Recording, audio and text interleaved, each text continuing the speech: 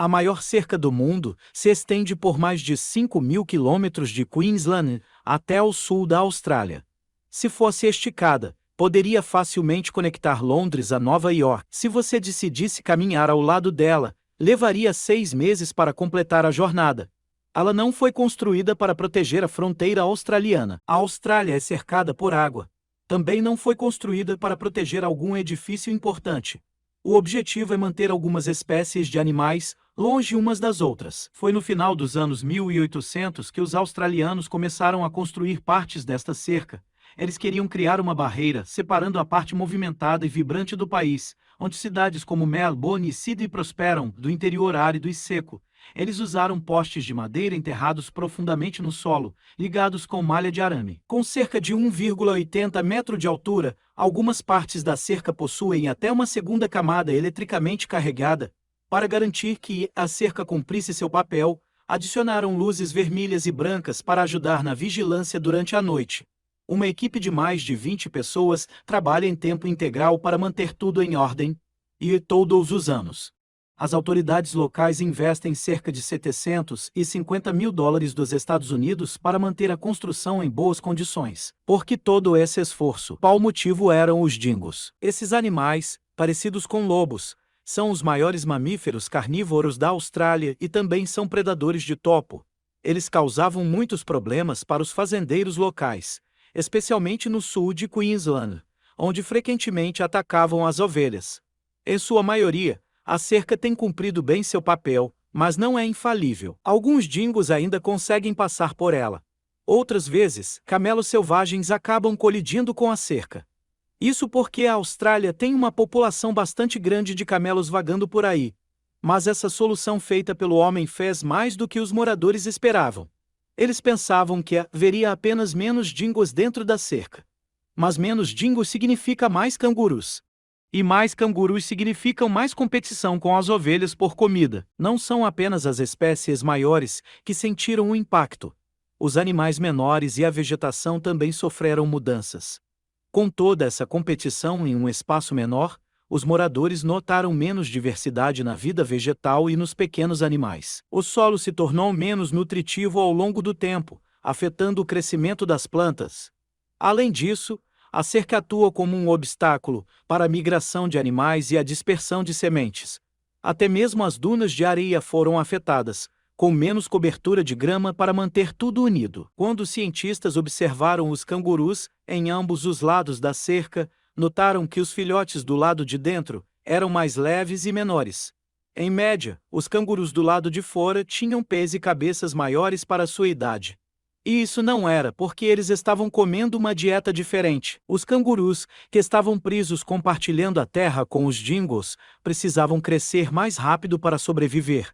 Por outro lado, aqueles dentro da cerca se desenvolviam mais devagar porque não estavam sob o mesmo tipo de pressão. Eles tinham que competir com muitas outras criaturas por comida, então um tamanho maior não era uma prioridade. Os pesquisadores ainda não têm certeza se essa diferença é uma adaptação rápida ou uma mudança genética de longo prazo quanto a domesticar os dingos. Isso ajudaria. Muitos pensam que os dingos já foram animais de estimação na Austrália, mas isso não é certo. Hoje em dia, eles são bastante selvagens, assim como lobos, hienas ou coiotes. A maioria deles não precisa de matilhas para sobreviver e são caçadores solitários com instintos aguçados, então domesticá-los não vai ser fácil. Até criaram leis para quem mexer com a cerca. Deixar um portão de passagem aberto pode colocar a pessoa na prisão por até 3 meses. Danificar a cerca pode custar 6 meses de liberdade. Antes de precisarem dela para os dingos, eles experimentaram uma séria invasão de coelhos. Por mais fofos que sejam, os coelhos estavam danificando as terras usadas para a agricultura. Então os moradores pensaram em uma cerca tripla. A primeira se estendia desde Ravensthorpe no sul até a estação de Pardo na costa de Pilbara. Tinha mais de 1.700 quilômetros de extensão. Um homem chamado Thomas Auster, em 1859, quando ele chegou à Austrália, achou que seria uma boa ideia soltar alguns coelhos na natureza, pensando que adicionaria um pouco de charme ao lugar. Mas, como os coelhos não são nativos da Austrália, não tinham predadores naturais na época. Eles também são criaturas bastante adaptáveis. Precisando apenas de grama para se alimentar, eles se reproduzem em velocidades surpreendentes. Uma mamãe coelha pode ter 4 ninhadas por ano, com até 5 filhotes cada. Logo, seus números aumentaram. No final dos anos 1880, os coelhos causaram tantos danos que as autoridades locais fizeram uma proposta.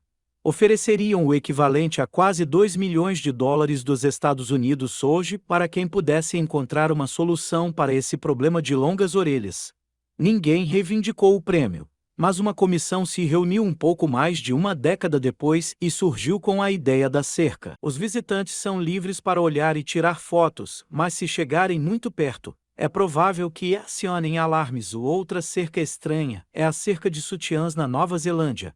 Se você alguma vez passar pelo centro de Otago, pode se deparar com uma cerca adornada com sutiãs de todos os tipos, tamanhos e padrões. Eles até tentaram usar carros em um ponto, mas eles não conseguiam lidar com o terreno acidentado e tinham pneus constantemente furados.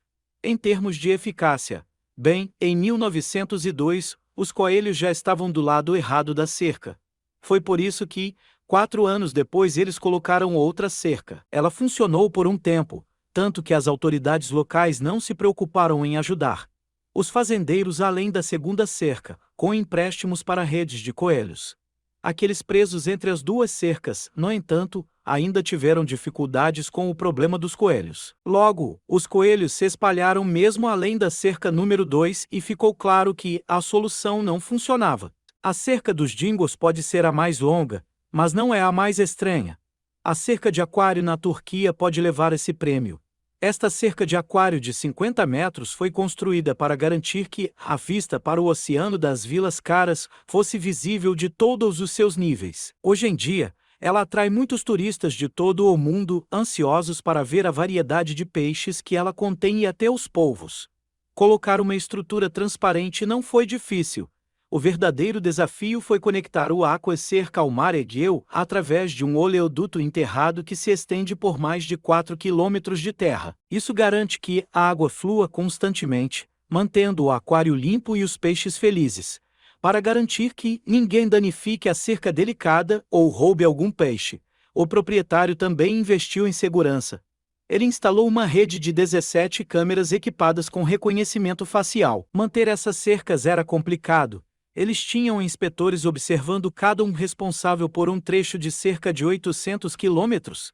Também havia patrulheiros de fronteira monitorando seções menores. Sua história nos leva de volta a 1999, quando as pessoas na área encontraram 4 sutiãs misteriosamente pendurados na cerca perto da Cardrona Valley Road. Alguns ficaram um pouco surpresos, mas outros começaram a adicionar seus próprios sutiãs à decoração. Mais sutiãs apareceram e a cerca se tornou um ponto turístico imperdível. Sua popularidade foi tão alta que às vezes causava problemas de tráfego na área. Isso é tudo por hoje. Então, se você satisfez sua curiosidade, dê um like no vídeo e compartilhe com seus amigos.